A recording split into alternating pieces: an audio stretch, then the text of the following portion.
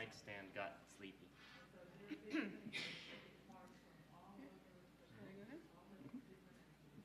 I'm repeating just the first time. Just, yeah.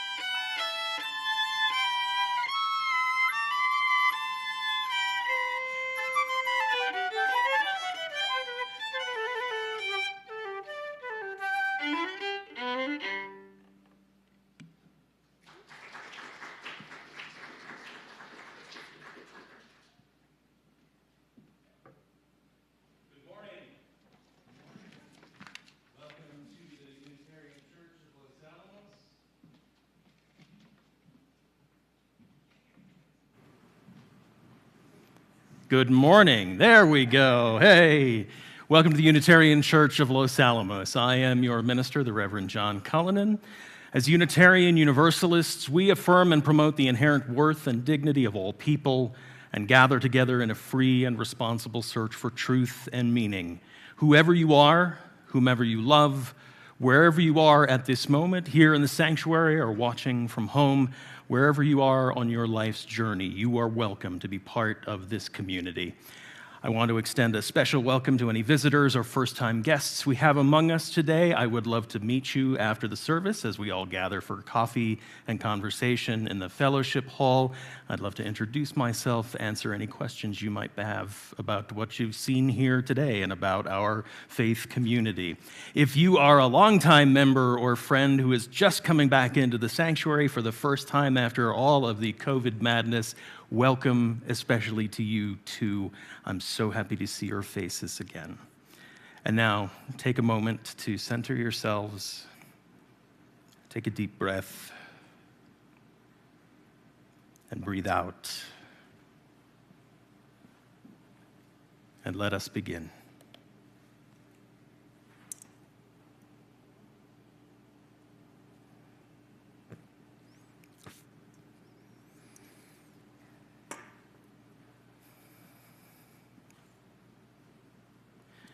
This flame we kindle in the chalice of faith holds blessings of warmth and light-giving energy.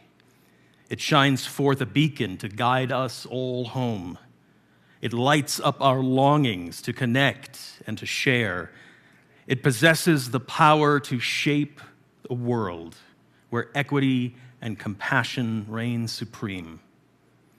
May this warmth and light and life-giving energy celebrate the blessings we have claimed and help us extend them in hands and hearts that offer all these blessings to all. Come, let us worship together on this beautiful morning. Would you all please rise in body or spirit and join in our opening hymn, number 126.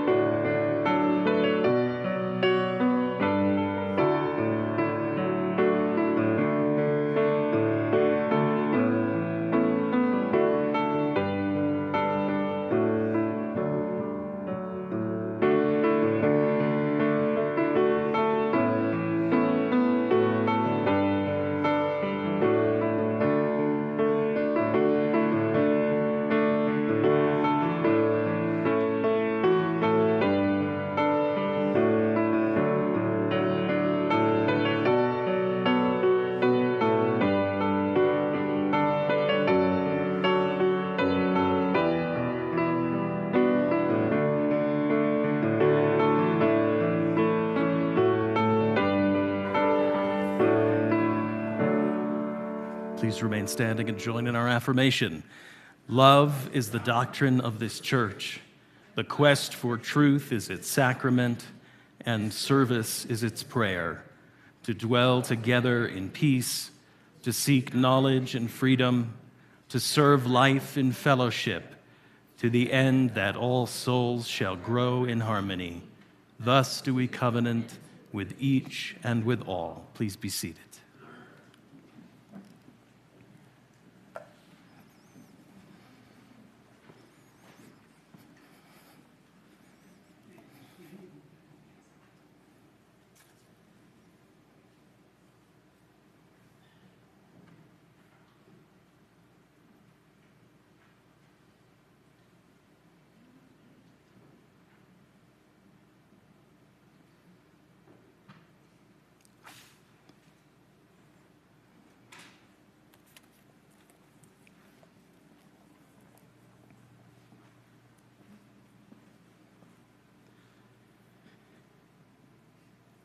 Candles have been lit this morning for Gayla Austin, who lost her husband this past week, and for Madeline and Samantha, who lost their mother this past week, and for all motherless daughters.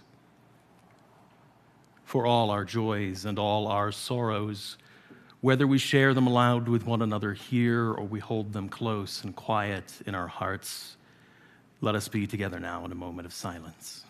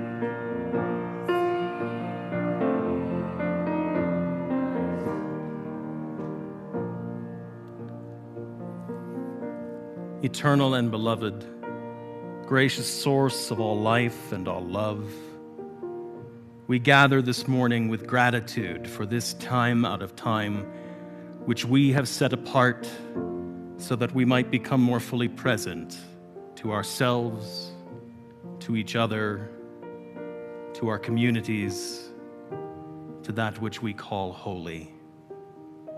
May our joys be celebrated together, our wounds be healed together, and our hearts be opened together. Let us celebrate this day, this sacred space we are blessed with. And let us celebrate the community that graces its walls. Let us remember that this community is the church, and that the space without community is a shell. The community mourns together and rejoices together.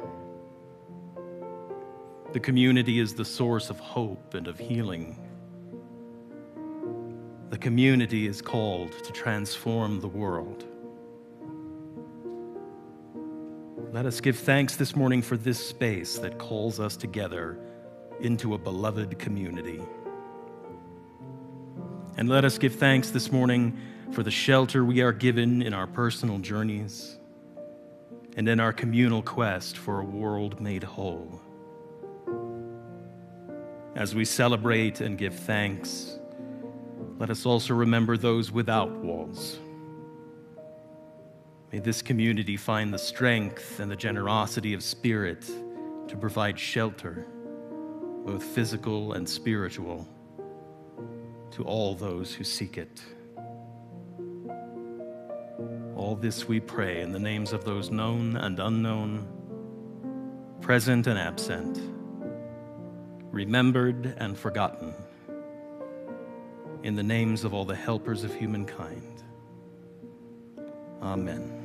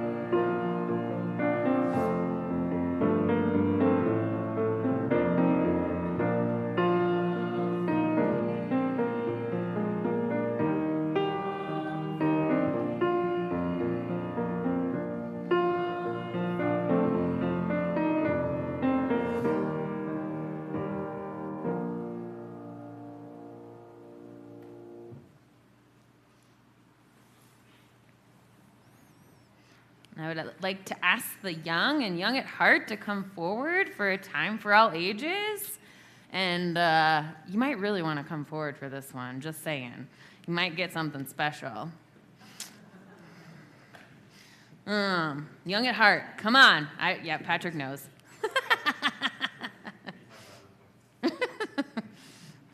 So, we are going to tell a story this morning, and we have some awesome helpers here. We have Jesus, we have some disciples, we have a young boy, and we have our bread and fishes. So a long time ago, there was a man who was named Jesus. Wave, yep. Jesus lived and taught and healed and preached in the lands of Israel and Palestine today. Jesus was a great teacher and leader. Lots of people followed him in his leadership. Some people even called him the Son of God. They believed he could perform miracles. Jesus taught people to love everyone no matter what. One day, Jesus was out praying by himself. A large group of people, over 5,000 people, heard of Jesus' location and decided to follow him. When he turned around and saw the group of people following him, Jesus decided to teach them the message of love. He preached about this love, and he healed those who needed it. The day went on, and it became very late. Some of Jesus' followers, called disciples, saw that it was getting late and people needed food. Hey, Jesus, it's getting late and these people need to eat. Should we send them back into town? I don't think we have enough food for everyone. Don't send them away. What food do we have? A boy came up from the crowd of people, and this boy offered his 5 loaves of bread and 2 fishes. Look, this boy's offering his 5 loaves of bread and his 2 fishes. Bring it to me. The disciples gathered the bread and fish and gave it to Jesus to bless.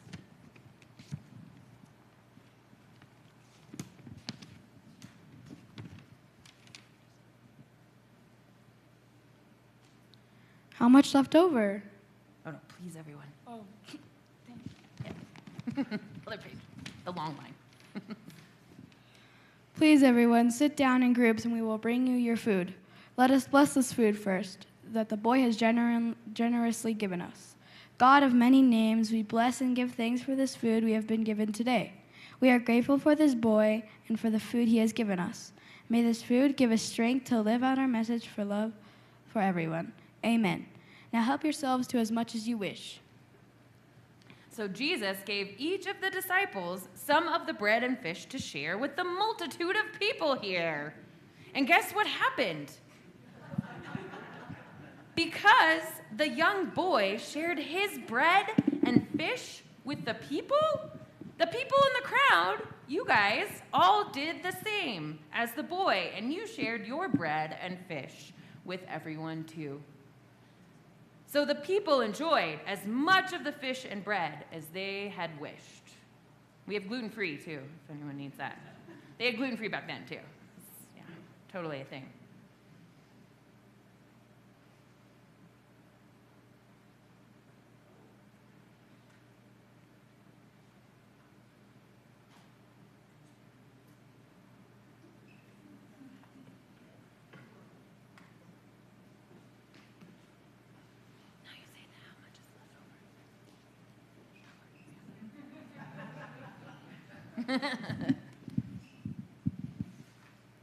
How much is left over?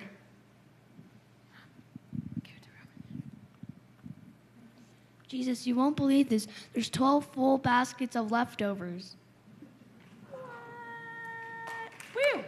After this, the people recognized Jesus and the miracle that he had done. Everyone give our actors a round of applause. Woo! Woo-hoo. You guys can have a seat, eat your bread.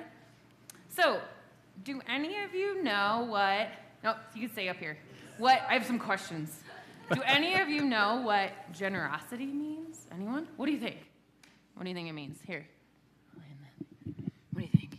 It means you're really generous. Means you're really generous, yeah? Totally. Any other ideas what generosity? Any thoughts? Does sharing, like, what do you think about sharing? Does that, like, mean you're generous if you share? Yeah? So sometimes we also call being generous acts of kindness, right? Toward others or our community. So do you think the boy in the story right here, Roman, he played an awesome boy, the boy who gave his 5 loaves and 2 fishes to feed the people, do you think he was a generous person? What do you think? Yeah? So what are generous things you could do in your life for your family or your friends or even here at church or your school or in your community? You can think of some things in your head maybe right now. Yeah, any answers? Generous things you might want to do? Keep mulling it over. Oh, yeah, Linda. Ooh, you could put something into, the Gaia's pantry out there, right? Yeah, you could put food in there for hungry people. That's so good. That's generous. So what do you think Jesus was teaching the people in the story? What was the miraculous thing that happened in the story? What do you think? What was the miraculous thing? I can't say the word. There was more than enough, right? Yeah. And somebody sharing inspired, maybe what happened was somebody sharing inspired others to share. And that was pretty miraculous. Yeah. What do you think? So it's like sharing something that is limited? Like limited? Unlimited bread, but Ooh. He gave it freely, so he shared what was limited. Yeah, and gave it freely. So maybe when we are generous and do acts of kindness for others and share with others, those acts of kindness multiply. Maybe you've seen that happen before. So just like, somebody shared something that was limited, the bread and the fishes, it multiplied in our story, right? So if someone gives you a gift, do you like to give them a gift too?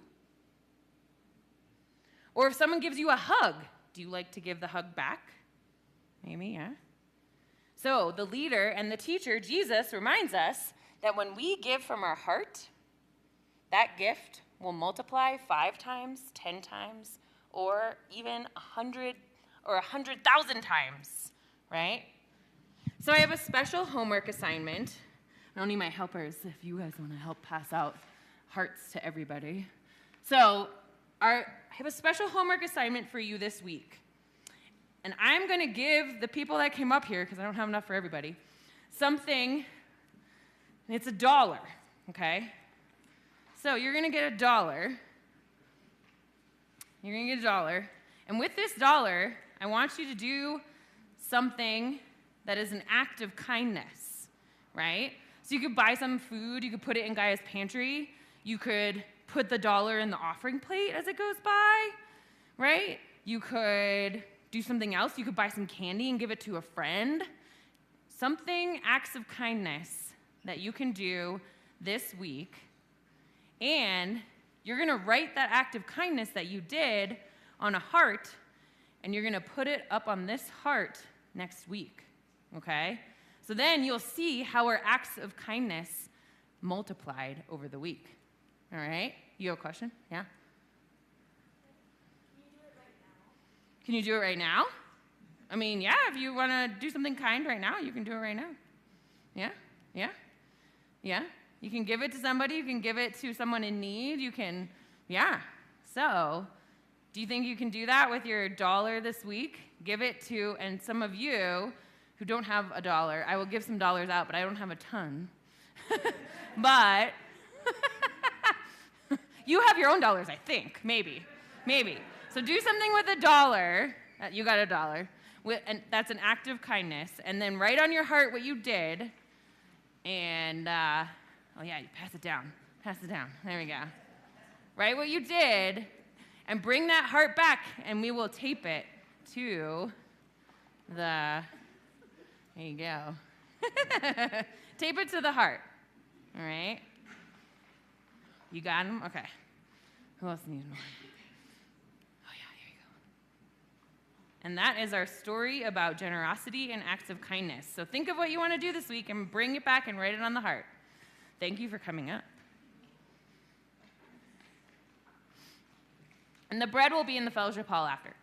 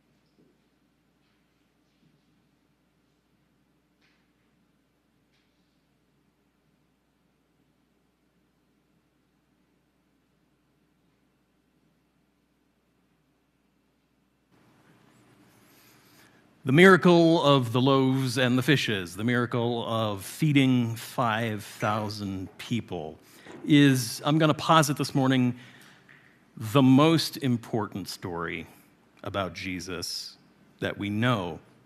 Even more important than that all-time favorite, the Good Samaritan, and I say this only because the miracle of the 5,000 is one of the few stories that shows up in all of the Gospels. All of them pick it up. Here it is in the Gospel of Mark, the earliest gospel. Late in the day, his disciples came to him and said, "This is an isolated place, and it's already late in the day. Send them away so that they can go to the surrounding countryside and villages and buy something to eat for themselves." Jesus replied, "You give them something to eat. I'm going to teach you a lesson." But they said to him, "Should we go off and buy bread worth almost 8 months' pay and give it to them to eat?" He said to them, "How much bread do you have? Take a look." And after checking, they said, 5 loaves of bread and 2 fish. So he directed the disciples to seat all the people in groups as though they were having a banquet on the green grass. They sat down in groups of hundreds and fifties. He took the 5 loaves and the 2 fish, looked up to heaven, blessed them, broke the loaves into pieces, and gave them to his disciples to set before the people. He also divided the 2 fish among them all. Everyone ate until they were full. They filled 12 baskets with the leftover pieces of bread and fish. About 5,000 had eaten. That's the story. It shows up in all 4 Gospels. It even shows up in variations in some of the apocryphal Gospels and some of the lost Gospels, including the recently discovered Gospel according to Bryce, Jesus' financial planner. He takes a little bit of a different tack on it. He picks up on the apostles' worry about their things not being enough. And after the crowd had departed, the story goes, the disciple called Bryce pulled Jesus aside and said, "Neat trick, man, but you know you can't keep doing that, right? Okay, there's only so much bread and so much fish to go around, and you know we're really reliant on the fishing and the baking industries in this country to kind of keep the whole economy boosted. You're just going to undermine the whole thing if you keep doing that. And already nobody wants to work anymore, and so there's going to be a whole bunch of people out of work, and the economy's going to collapse, and you're just making poor people, more of them, Jesus. Is that what you want? Is that what you want? More poor people, Jesus?" And Jesus spoke unto Bryce, saying,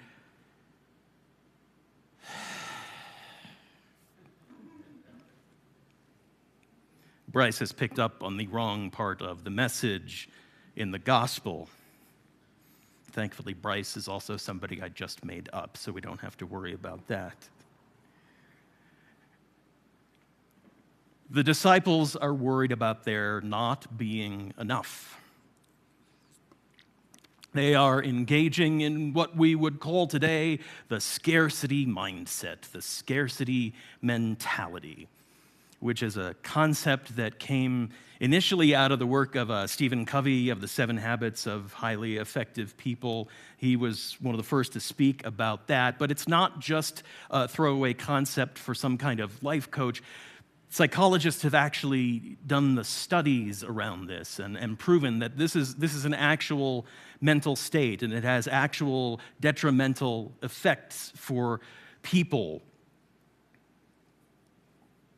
It's the focus on a lack of resources to the extent that everything must be conserved and used strategically, and that focus is the only thing that can be focused on by people. It comes about because people have experienced poverty in their lives, or there's been a history of poverty in their families, and that scarcity mentality gets passed generation to generation. We learn how to manage money from our parents, don't we? I certainly did, which is why I don't manage the money at home. It comes about because of financial extremities or trauma. You had a great job and you lost it, or you lived with somebody who was financially abusive, took control of your money. And it's not just a financial concern. Serial dieting can lead to a scarcity mentality because we can focus just on what we can't have and not the things that we can. And so we get into cycles of overindulgence because we're worried about that thing, and then feeling regret and shame because we work our diets. And it comes about because of societal expectations. You've got to have a certain kind of career, and you've got to make a certain kind of money, and you've got to drive a certain kind of car, and you've got to look a certain kind of successful to be taken seriously by other human beings in this world. And it comes when we worry about the future. When we are so worried about what we don't know about the future that we get hyper-focused on what we know now, and we can't even think about it.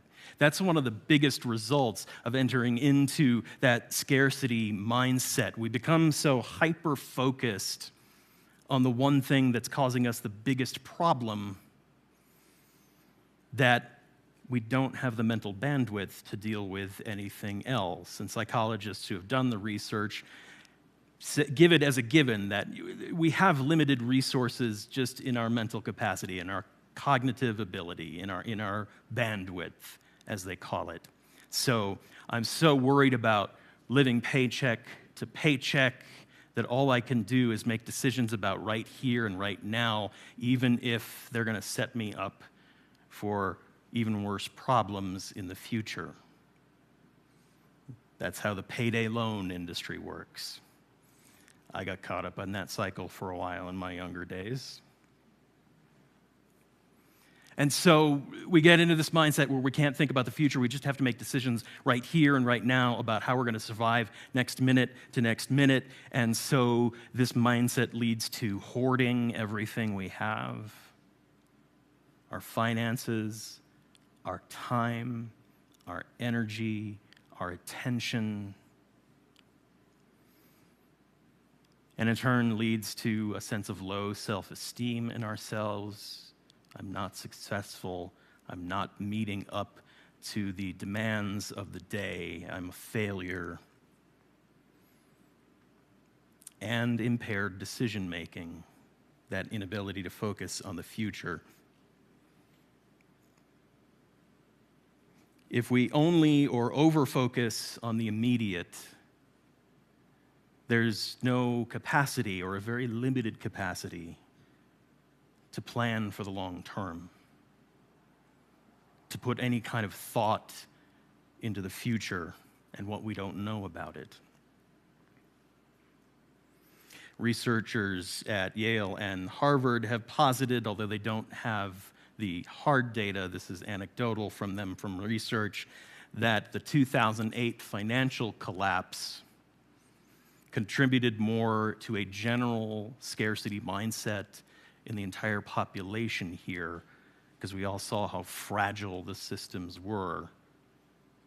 We were forced into a scarcity mindset by the realities that we saw. And I would argue that the last 3 years with the pandemic took that anxiety and multiplied it by a number with a lot of zeros after it. Scarcity is what we have entered into to just cope, to preserve ourselves and what we think we have and what we think we don't have.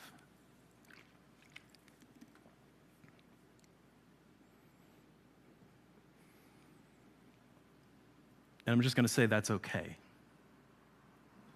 That's absolutely natural. I'm not judging anybody. I'm certainly not going to judge myself because I know I've fallen into that same mindset in the last 10 years or more.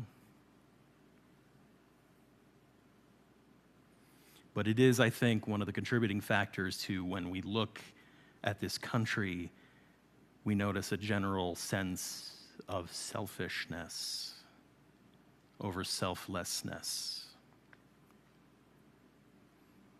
And where we are really limited, what we are really poor in, is the spirit of generosity at all. In the belief that we can make a difference. So we tell the story of the loaves and the fishes time and time again. And it's a very important story, as I said, because it epitomizes the lesson Jesus was trying to teach to the people over and over again. Walter Brueggemann, one of my all-time favorite biblical scholars and theologians, says that the main focus of Jesus' ministry was talking to people about the necessity of the neighborhood. He throws away the kingdom language and talks about the neighborhood. Who is my neighbor? How do I treat my neighbor? How do we keep the neighborhood together? In the loaves and fishes stories, the disciples are worried they don't have enough, that they don't have the capacity to feed 5,000 people. And that's all they can see. Send them away, Jesus. We don't want to deal. And Jesus says, no, you feed them. because he knows the capacity they have within themselves. And so they discover they have a few loaves and fishes, and then a miracle happens, and everybody gets fed, and there's stuff left over. And for those who like to approach the biblical stories with a little more of a rational mind, we like to interpret the miracles as being much more human events. And so we talk about this story as Jesus inspired everybody to share, which is great, but also still not quite the point. If we're looking for the real human miracle in the story, we turn to the story as it is told in the Gospel of John. Because John is the only one who gives us the little boy. The other three Gospels, it's just this is what we scraped together. In John, a little boy comes forward with his lunchbox. And that's the miracle. Here is a boy. Laura Jean Truman is an ordained chaplain and writes a biblical interpretation blog on the patheos.com platform. And she puts the question this way: when we read that moment, who does he think he is? Who, in their right mind, what kind of person sees 5,000 hungry people and thinks, I should volunteer my lunch? That's a big leap.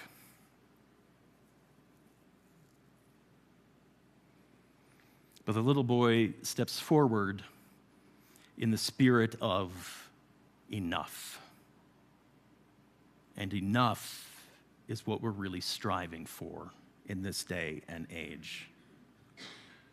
And enough is where we are really poor and we really start to feel scarce, just in our own selves. Truman writes, we want to make sure that we have enough before we show up. We want to make sure that we've got it right, that we are perfect before we show up. And if we don't have enough, and if we aren't perfect, we tend to bury our talent in the ground. We tell ourselves we'll try again tomorrow when circumstances are more favorable to us being successful in our act. We tell ourselves a lot of things to avoid our shame. My gifts are too small to be useful. The world isn't missing out when I'm silent. The world doesn't need my bag lunch. There is too big a gap between what I want to bring and what I'm able to bring. We feel all those gaps deep down in our bones. But here's the thing. It's impossible to show up perfectly. The only way to show up is exactly as we are right now. So the boy steps forward and offers his lunchbox, and for a moment everybody goes, oh, that's so cute, but who does he think he is? And yet, either the rational human miracle occurs that everybody's inspired to bring forth what they have and somehow there's food enough for everybody and even leftovers, or Jesus performs an actual miracle. It doesn't matter, because the miracle, either way, is that somebody came forward with a spirit of abundance. Somebody came forward with a spirit of abundance.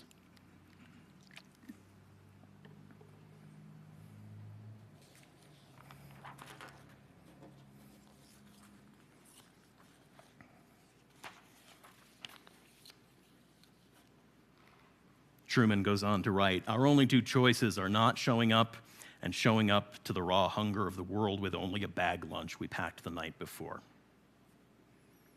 What happens, though, when we show up despite feeling too small, too imperfect, too inadequate, what happens is the mystery of grace.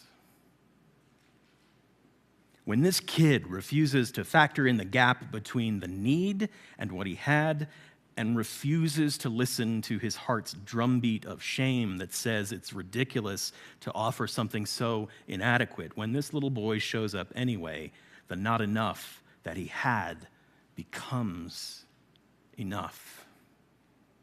Showing up is enough. Grace doesn't come into the world in any other way. I want to remind you, she says, that it's okay that you give up some days. It's okay that you're human. And that it's not just okay, it's enough. What you don't have is enough.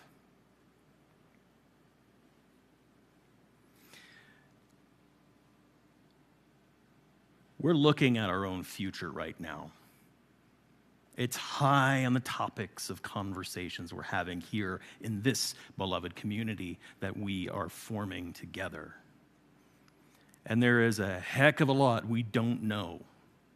There's a whole lot of I don't know out there, which is frightening in and of itself. So it's natural if we just wanted to focus on the here and now because it's knowable, that we just get by from day to day,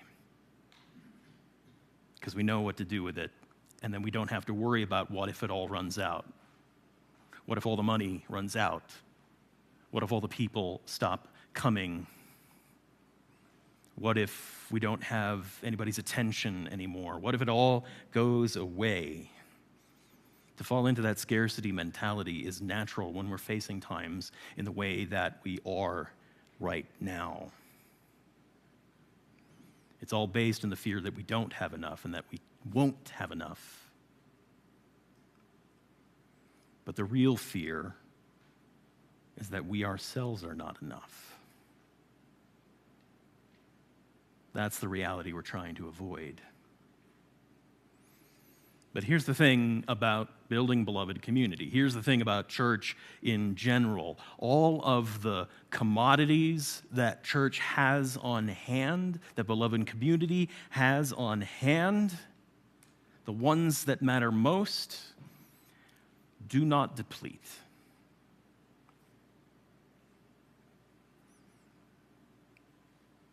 Like we hear in our Time for All Ages version of the story today, the more that gets put in, the more you share, the more you love, the more comes back into the world. We don't have reserve tanks outside the building labeled love and grace and just church in it that we have to worry about filling up every season so that we can get by. They just renew because we are putting our own into it.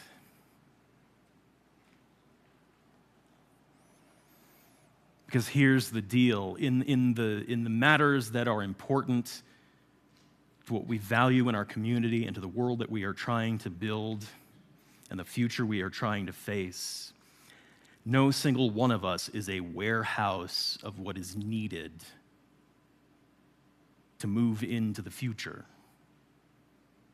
to build the world we're dreaming about. We are not the coffers of love and grace and beloved community. We are the conduits for the things that are already there, for the reason we gathered together in the first place. And that's scary in and of itself, to realize that we are channels for things that are so much bigger than any of us. Big love, big grace, beloved community that doesn't have a fence around it. I'm supposed to channel that? Whew. But that's what we've been called to do all along. That is ultimately the whole reason we gather together, is to allow the spirit of whatever it is that holds us together in love and in grace to flow through us. Not so we run out of it, but so it reaches more and more people within that community.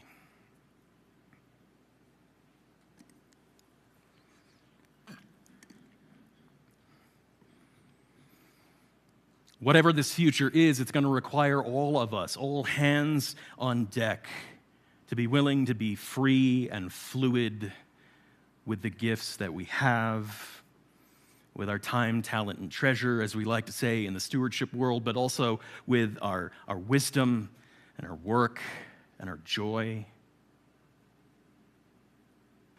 We have to be open to channeling all those things we value, both within the community and out into the world that we want to draw into community. And it does us no good to do this going forward in a scarcity mindset, because all that does is leads us to hoarding.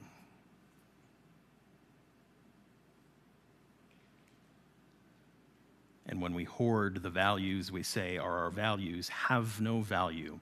If we're hoarding love, if we're hoarding grace, if we're hoarding joy, has no value because it's not going anywhere and it's not doing anything. We've got to be willing to be free and fluid. What's coming next does not require any single one of our perfection. Does not require any single one of us to have the solution to the puzzle. We are not required to solve the whole thing on our own. It just requires us to be generous with our presence, with our capacity to channel all that is good about what we are, and to accept and to embody deeply that what you have, that what you are, is enough. May it be so.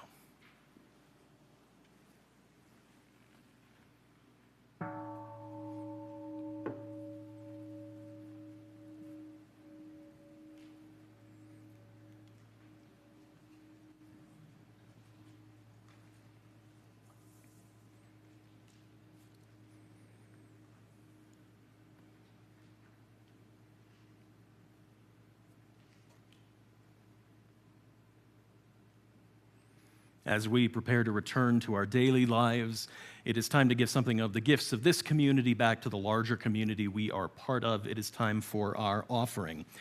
During the month of November, all cash and undesignated funds we receive on Sunday mornings will be given to our global partners at the Unitarian Universalist Service Committee, who act out on behalf of our Unitarian Universalist values around the world, creating a more just and equitable world. You may give through the baskets this morning. You may give through the Givelify app if you are using that. The offering will now be accepted. May what you give bring you joy and into deeper relationship with this community.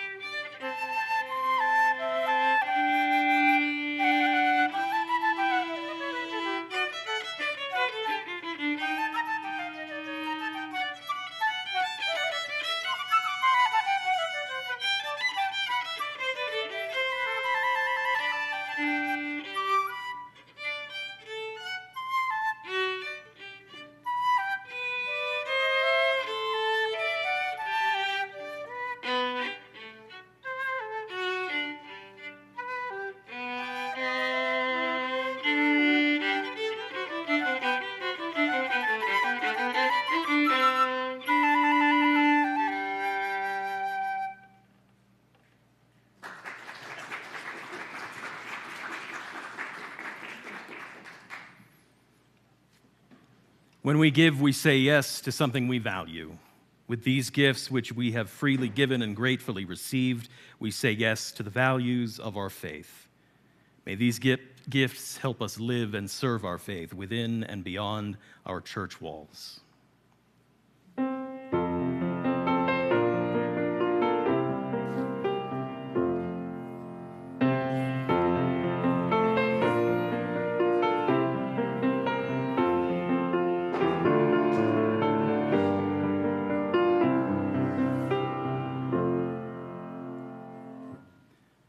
And before we depart, important announcements and upcoming events can be found on the back page of your order of service through our email announcements list. You can sign up for that in our monthly newsletter, The Voice, in our weekly emails, all kinds of ways. Read them all just so you figure out what's going on here. There's a lot going on, so here's some things to highlight. First up, the second session of our new Inquirers class takes place right after the service here. We'll start about 11:45.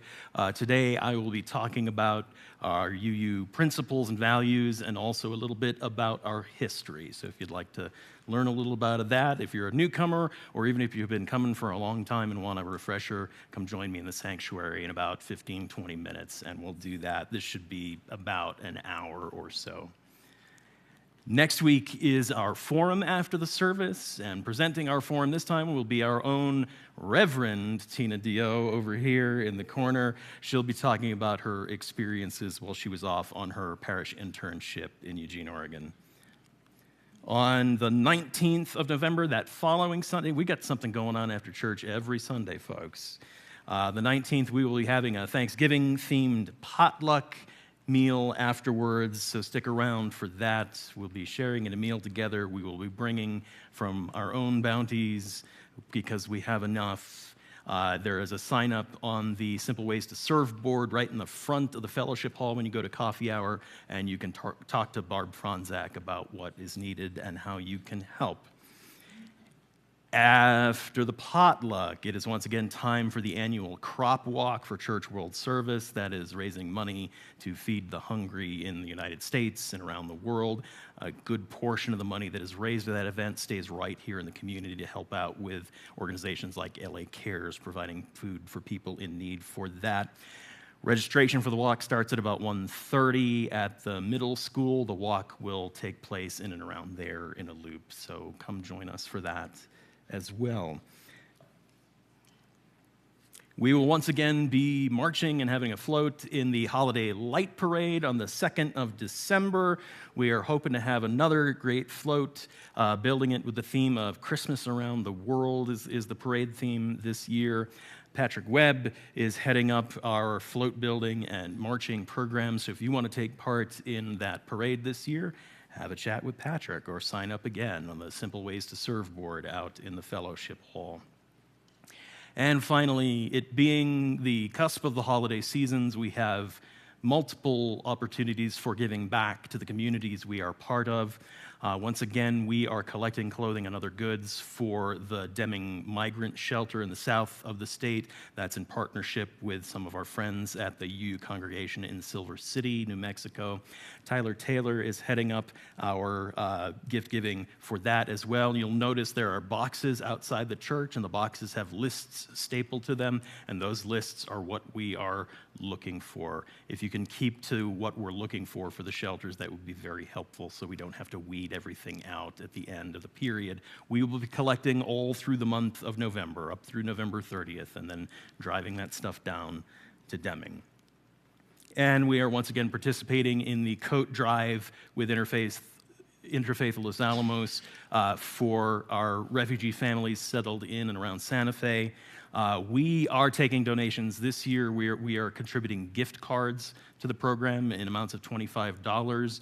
You do not have to go out and purchase a gift card to bring in. We can process your cash, your checks, your credit cards here in the church office, and we will turn those into the gift cards to give, and that way your donations can be marked as tax-free giving as well. And now would you all please rise once more in body or spirit and join in our closing hymn number 299.